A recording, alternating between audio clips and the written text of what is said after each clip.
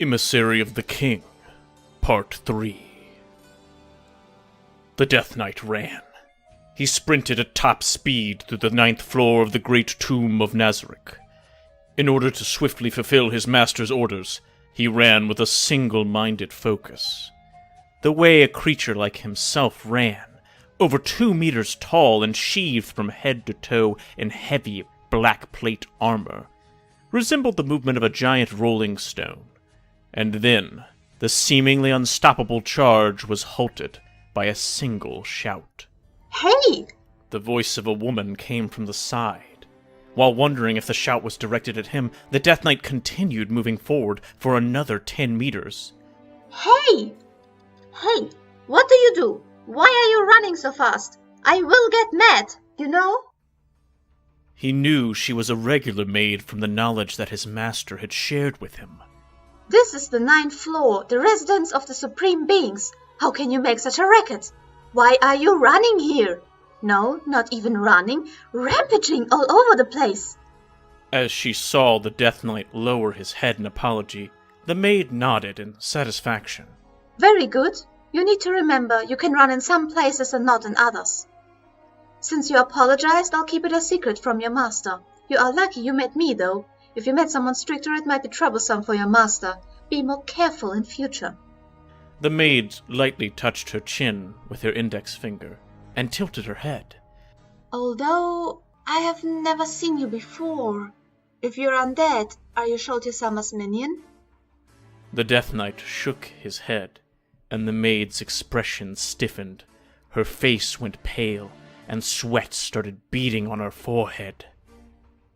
Then, whose subordinate could you be? After the Death Knight told her the name of his owner, the maid's face turned a ghastly white. Did I say something wrong? Did Sama give an urgent order? No wonder, the Death Knight thought. To his master, who ruled this place, any and all rules were simply suggestions that he could alter at his whim. In other words, his master made the rules. If the Death Knight were truly on urgent business, the maid's disrespectful actions would have been punished with death at the very least.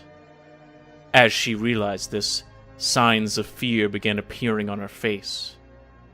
Still, was that really the case? It could sense the intentions that his master harbored in his heart. However, since his master had not actually spoken those words, it didn't count as an order. The most important thing was... The Death Knight glanced at the trembling maid from the corner of his eye and thought, it wasn't just this maid. The Death Knight could feel that his master was revered by every single being here. Just by looking at his master, even a lowly summoned creature like himself was of a higher status than all of them. The Death Knight explained to the maid that he was not under orders, and that he was simply running in order to fulfill his master's wishes as quickly as possible. The maid blinked, and sighed in relief. The color began returning to her face. She sagged visibly, like a puppet whose strings had been cut. Well, that's great. That's just great. She coughed. Sorry about that. I can't believe I was so rude to one of Sama's subordinates. My sincerest apologies. The Death Knight waved his hands to indicate that he didn't mind. Truthfully speaking, the fault lay with himself for barging through this sanctuary. However, the maid probably wouldn't be able to accept his apology given her circumstances. It was clearly all right, but the maid had no intention of looking away. It was only natural for inferiors to watch superiors as they left. However, the Death Knight felt itself even more inferior to her, and the weight of her gaze was hard to bear. They waited for each other to make the first move, warily watching each other, like a duel between 2 master swordsmen. Things would be awkward if they stood here, looking at each other. As the one who caused the 2 of them to stare in the first place, he should probably make the first move. The Death Knight moaned, and felt the maid's gaze burning into his back as he walked away. He was walking because things would be troublesome if another maid shouted at him to stop running in the hallway. The Death Knight could learn that much, at least. Without further incident, he reached the teleport gate that led to the floors above. From here he would pass through the 7th, the 6th, the 5th, and the 4th floors, with his final destination being the room of Shalltear Bloodfallen on the 2nd floor. Moving there on foot would take some time, but there was no other way. The reason he would not pass through the 8th floor was because entry to it was forbidden. Because of that, a path had been made to skip past it. Some people might have also wanted to bypass all the floors and go straight to the 2nd floor, but only one person in Nazarick could do that. This person was the Death Knight's creator, Ainz Ul Gown, the guild leader. Or rather, not even his master could do it without the ring of Ainz Ul Gown. It would be impossible for a mere Death Knight like himself. The Death Knight stepped into the sparkling lights of the teleportation gate. Because it was rare to see an undead being use the teleport gate by itself, the guardian of the Cherry Blossom Sanctuary, who was in charge of the teleport gates, turned her gaze towards him, but she did not send him to this special place. And the Death Knight successfully completed his teleport. He passed the infernal world of the 7th floor. He passed the Colosseum of the 6th floor. He passed the frozen wasteland of the 5th floor. He passed the underground lake of the 4th floor. At last he reached the place that deserved the name of Tomb. The Death Knight exited the teleport gate into a windowless underground chapel. Maybe it had once been a room that glittered with riches, but now all that was left were moldering bones. The only thing that remained clean was an altar where a god's statue should have stood. In its place was a flag of Ainz Ul Gown. The chapel was about 100 meters across and completely unlit. If the Death Knight had not been able to see in the dark, he would have been engulfed by a blackness so complete that he would not have been able to see his own hand in front of his face. Several undead were wandering in the darkness.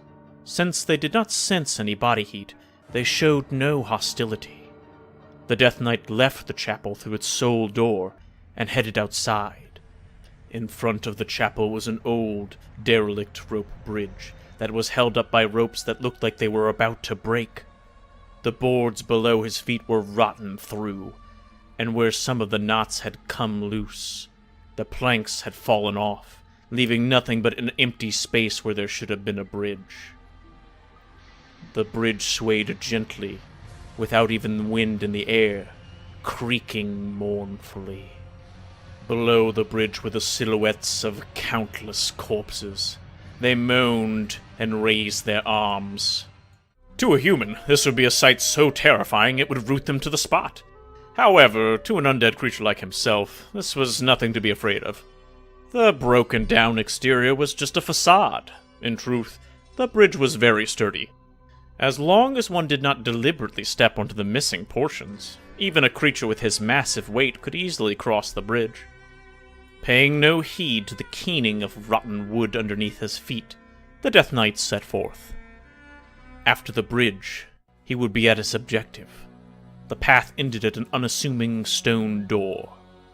Although it was hard to tell from the outside, this door was the entrance to Shalltear Bloodfallen's private quarters. The Death Knight knocked on the door. The sound it made was not that of stone, but metal. It was a metal door, made to resemble a stone one. After a few moments, he knocked again. The door opened, and one of Shalltear's servants, a vampire bride, poked her head out. Ara, you are? Since he had come up through the teleport gate that led to the lower floors, she could be reasonably certain that he was not an enemy. However, she still gasped as she saw this unfamiliar undead being, since Death Knights did not usually exist in Nazarick. The automatic spawn system would only produce monsters that were at level 30 at most. Death Knights, which were level 35, would not be spawned by that system. In addition, the mercenary system that summoned creatures exchanged for Yggdrasil currency did not allow for the summoning of Death Knights. Her confusion was understandable. The Death Knight introduced himself, in order to avoid a situation like the one with the maid from before, where they had ended up staring at each other in surprise or embarrassment. The vampire bride's eyes went wide as he told her the name of his master, the absolute ruler of this domain, had sent it here to speak with the ruler of this floor. Is that the case? Then I apologize for delaying you. Shalltear is bathing now. She'll be... No, it would be rude to make you wait here. Please come in. The Death Knight would have been fine waiting outside, but refusing an invitation like this would be disrespectful. With that, the Death Knight nodded lightly and entered the room. A thick, sweet fragrance hung in the air. Although it had no effect on the undead, it could imagine that if the living failed to resist the effect, they would be inflicted with some sort of negative status. Thick scents like this, which seemed to soak into one's skin, were a common trap used in the lairs of the undead. Gauzy pink chiffon veils hung from the ceiling, obscuring vision. The sound of women laughing and moaning lewdly carried over from the distance. It was completely unlike the rest of the tomb, and it felt as though it had been drawn into another world. Fighting a team battle here would be troublesome, to say the least. The erotic atmosphere of the room was shattered by the vampire brides running around frantically. They appeared to be helping Shalltear, who had finished her bath, dress herself. Close. I hope your son is here. And Summer's envoy is waiting. Even if he's undead, we should offer him refreshments as a courtesy. Prepare a seat for him first. All of these words floated over to the Death Knight, accompanied by the sounds of hurried action. Please come this way. Soon, a different vampire bride appeared before him and brought him into a room with a small white table set for two. Each place had porcelain teacups set before it, filled with a bright red fluid. The scent of tea filled the air. Shalltear will be here shortly. Please wait for a moment. After bowing, the vampire bride left. The Death Knight sat down, worried that the delicate legs of the chair would not be able to bear his mighty weight. Though the tea had been freshly brewed for him, he left the cup untouched and waited. He would not suffer any ill effects if he drank the tea, but if he did, it might leak out of his body and onto the floor. He did not want to dirty somebody else's room. After several minutes, Shalltear emerged, flanked by two vampire brides.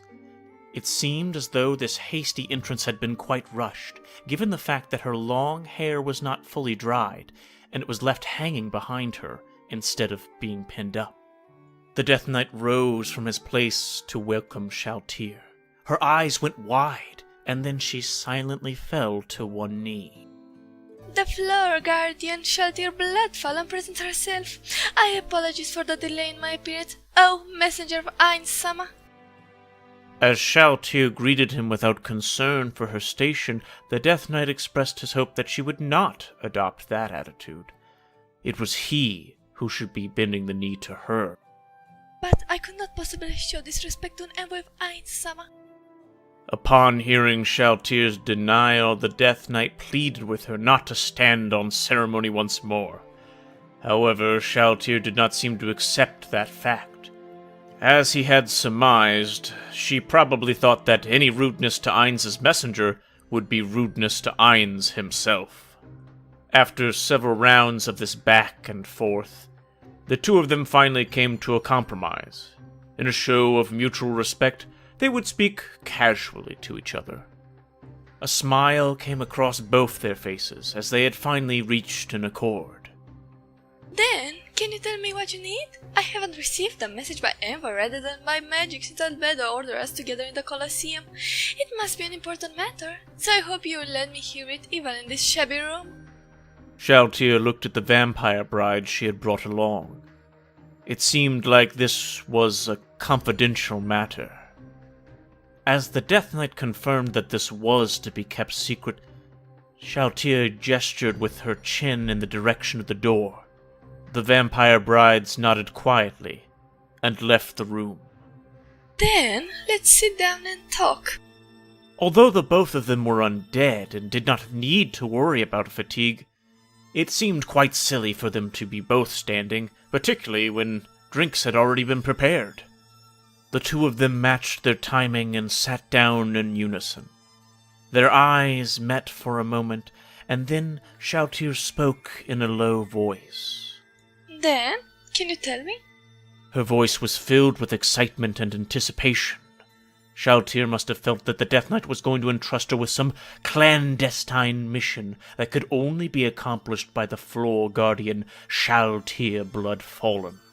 The building heat of her excitement felt like a physical pressure. According to his master, the first thing that he should ask the guardians was, "Are you feeling all right?" After he said that, Shalltear blinked in surprise and then wobbled from side to side while thinking about the question. Finally, as though admitting defeat, she spoke up. Is there any particular reason for that question? Has something unusual happened? Maintaining one's health was important, so his master felt that asking about their health might lighten the mood. After all, when doing business, one needed to find common ground after clearing the air. Although he had asked the question with that intention, the result had been the opposite of what he had predicted. Shalltear's eyes went wide at the unexpected question. As Ainsa actually knows, as an undead being I am immune to most status effects and I am thus in good health. Even so, I know that some special effects can affect the undead. Has one of those effects turned up? The undead were completely immune to sleep, poison, disease, and other effects that affected a living creature's metabolism. However, some enemies' attacks could bypass those resistances. Those attacks usually belong to world-class enemies. For instance, the 5 Rainbow Buddha's 5 Celestial Death Throes attack. The corpse venom breath exhaled by one of the 8 dragons, or even the 7 Deadly Sins attack of the Lords of the 7 Sins. Even if 30 level 100 players, fully prepared and forewarned of the battle ahead, did battle with one of these world-class enemies, the outcome of the battle would be in doubt. If one of these enemies had appeared before them, it would be a threat to all of Nazarick. The Death Knight shook its head. Nothing like that had occurred, and besides, if something like that had happened, there was no way that Shalltear would not be informed. So it's like that. Although it's a question from Aisama, it's not what I expected. After that, the Death Knight said it would ask the other guardians the same question. I see, I get it now. Although I don't think the other guardians could do anything that negatively impacted their health. Does someone like that exist? That's not correct. Shalltear denied her own opinion, even as she was speaking it. There's no way Aisama could have noticed anything like that. Because he assumed we could make true preparation, he merely asked that question to keep us on our toes. As a spectacle of Aisama, our lord who could never be associated with the word carelessness. Although he wasn't sure if that's what his master had really meant, the Death Knight agreed that it was the truth. Then, is the reason you came to me first because I am the furthest away from Aisama? Was it purely a matter of distance? It wasn't like that. The Death Knight told her that his master had said, "Shalltear is a very important person." The mood changed in an instant. Something that felt like hot air roiled in front of him. There was no change in Shalltear. No. Her crimson pupils glowed like lava. Forgive me, I must have gone deaf for a moment, so I didn't hear what you said just now. Do forgive me. Could you please tell me what Aisama said one more time? It was hard to believe that the undead, with their immunity to biological status effects, could go deaf. But he had no reason to deny Shalltear's request, so he repeated himself. The corner of Shalltear's mouth turned up. If only Albeda was here to listen to this. After having a good laugh, Shalltear continued asking the Death Knight other questions. Did Ainsama say anything about Albedo? After hearing that Ainz hadn't mentioned anything, Shalltear was all smiles. So it is. That's really... Come, Messenger Dono, can you tell me his next question? The next question was, "Is there anything bothering you?" About this... Shalltear furrowed her brow and placed her finger on her lip while looking at the ceiling. Several seconds later, she looked back to the Death Knight. Nothing's really bothering me. As she saw the Death Knight nod, suspicion and doubt drove Shalltear to speak. Did I answer wrongly? Did I misunderstand Ainsama's true intentions?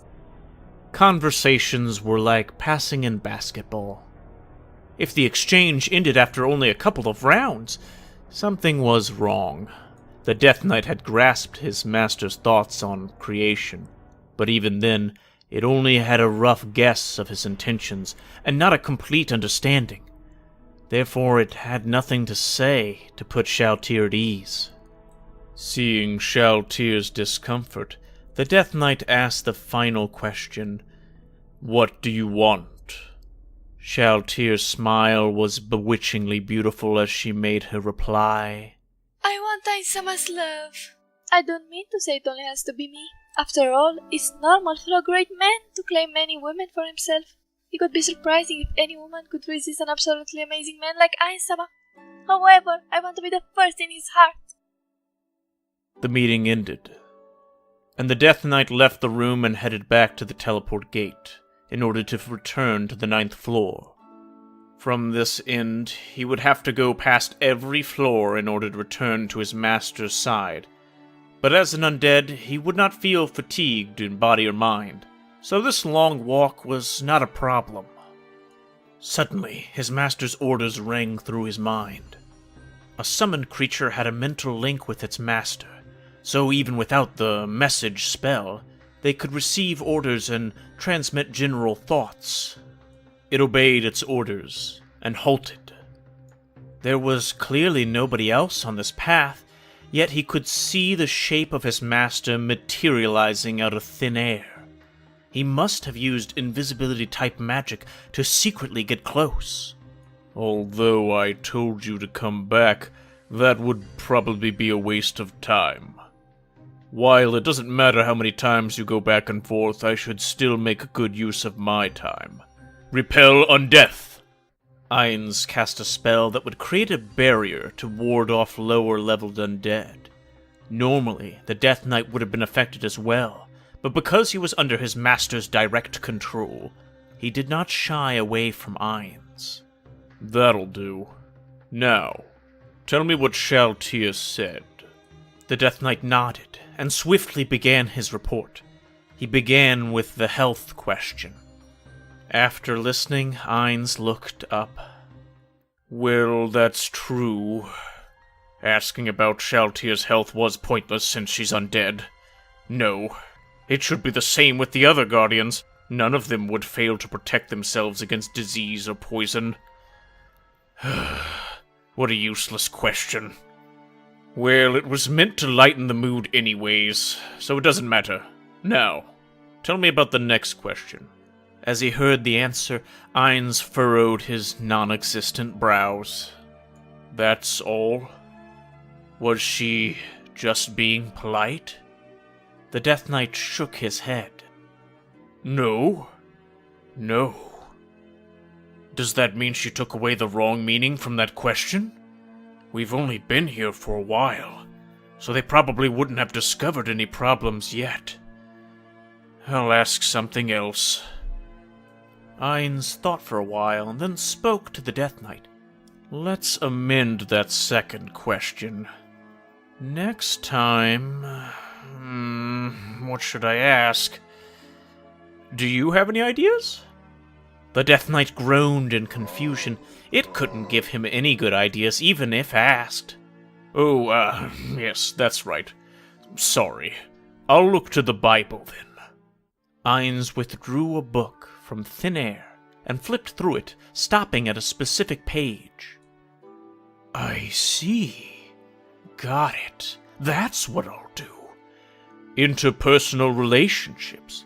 Who are you closest to and who are you least close to? Is there a more important question than this? The crimson light in his owner's eyes glowed brighter.